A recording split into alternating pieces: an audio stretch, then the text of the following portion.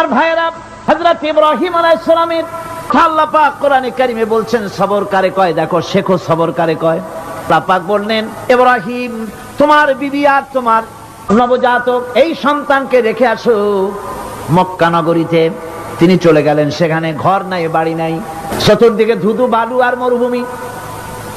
হযরতে হাজরা বলছেন, ইব্রাহিম সামান্য পানি আর খাবার দিয়া আমার সন্তান শুদ্ধ এখানে রেখে যেতেছো, আমি কি অপরাধ করেছি? কোনো জবাব নাই। দুইবার তিনবার বলার পরে হাজরা বলছেন, ইব্রাহিম গো, আমি কি আমার আল্লাহর হুকুম মতো আমারে রেখে যাচ্ছ নাকি? হযরত ইব্রাহিম আকাশের দিকে আঙ্গুল উঁচু করলেন। হ্যাঁ বলবেন, বাক শক্তি বেরোচ্ছে না। 80 বছর বয়সের সময় একটা বাচ্চা আল্লাহ তারে দিচ্ছেন। এমন বাচ্চা, পয়গম্বরের ছেলে, কি সুন্দর চেহারা, মরুভূমির উপরে ফালাই দিয়াছ, ফালাই দিয়ে রওনা হয়ে যাচ্ছেন, মুখ দিয়া কথা সরছে না, আকাশের দিকে দেখালেন। হযরত হাজরা বুঝতে পারলেন। হযরত হাজরা বলেন, ইব্রাহিম কোনো চিন্তা নাই, নিশ্চিন্ত মনে বাড়ি ফিরে যাও। আমি আমার আল্লাহর উপরে এতটা ভরসা করে আল্লাহর হুকুমে যদি আমার এখানে রেখে যেয়ে থাকো, ওই আল্লাহ পাক আমাকে আর আমার কলিজার টুকরা ইসমাইলকে পানিতে আর খাবারে মারবেন না, অবশ্যই তিনি ব্যবস্থা করবেন। হয়ে গেল, হযরত ইসমাইল বড় হয়ে গেলেন। আল্লাহ পাক অর্ডার করলেন, জবাহ করো ছেলেকে।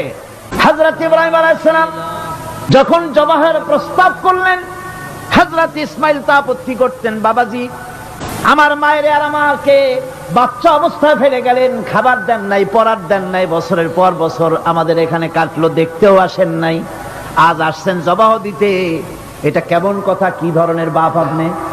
এরকম বলছে। হযরত ইব্রাহিম আলাইহিস সালাম প্রস্তাবটা কিভাবে পারলেন? আল্লাহ পাক কোরআনে কারিমে দৃষ্টান্ত রেখে দিয়েছেন। আল্লাহ পাক বলছেন, হযরত ইব্রাহিম ছেলেকে বললেন, ইয়া বুনাইয়া, হে আমার কলিজার টুকরা সন্তান, ইন্নী আরা ফিল মানাম আন্নী আযবাহুক, আমি স্বপ্নে দেখছি আমি যেন তোমাকে জবাহ করতেছি, ফানজুর মাযা তারা, তোমার রায় কি বলো? আমি তো স্বপ্নে দেখছি যে আমি তোমার জবাহ করতেছি, এখন তোমার রায় কি, তোমার মত কি? হযরত ইসমাঈল আলাইহিস সালাম শুনিয়া দিলেন দৌড়, নাকি না?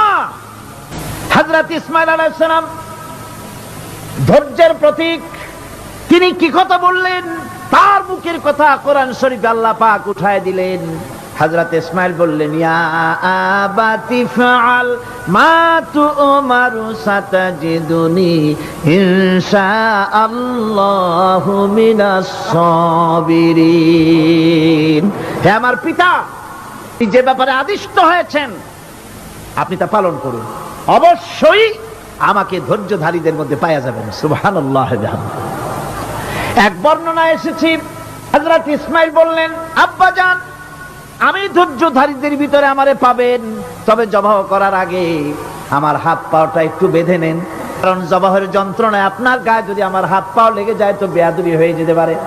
আর আমি মরে আমার জবাহ হয়ে যাওয়ার পর আমার রক্ত মাখা জামাটা নিয়া আমার মা হাজেরারে দিবেন, কারণ তাকে মা বলবার মতো আর তো কেউ নাই। ইব্রাহিম তাকে বাঁধবার জন্য প্রস্তুতি নিলেন। হযরত ইসমাঈল বলছেন, আব্বাজান বাঁধবেন না, বান্দার প্রয়োজন নাই। বলে, কেন? একবার বাঁধতে বললে আবার তুমি নিষেধ করছো কেন? ছেলে বলছেন, আব্বাজান বাঁধবো না এই জন্যে, হয়তো কিয়ামতেই প্রশ্ন উঠতে পারে যে আল্লাহর হুকুমে রাজি ছিল না বলে হাত পা বাঁধা জবাহ করছে, আমি এই সুযোগ দিব না, আপনি জবাহ করেন, আমি এতটুকু নড়াচড়া করব না। ধৈর্যের চরম প্রতীক হযরতে ইসমাঈল আলাইহিস সালাম দেখাই দিয়েছেন ধৈর্য কারে কয়।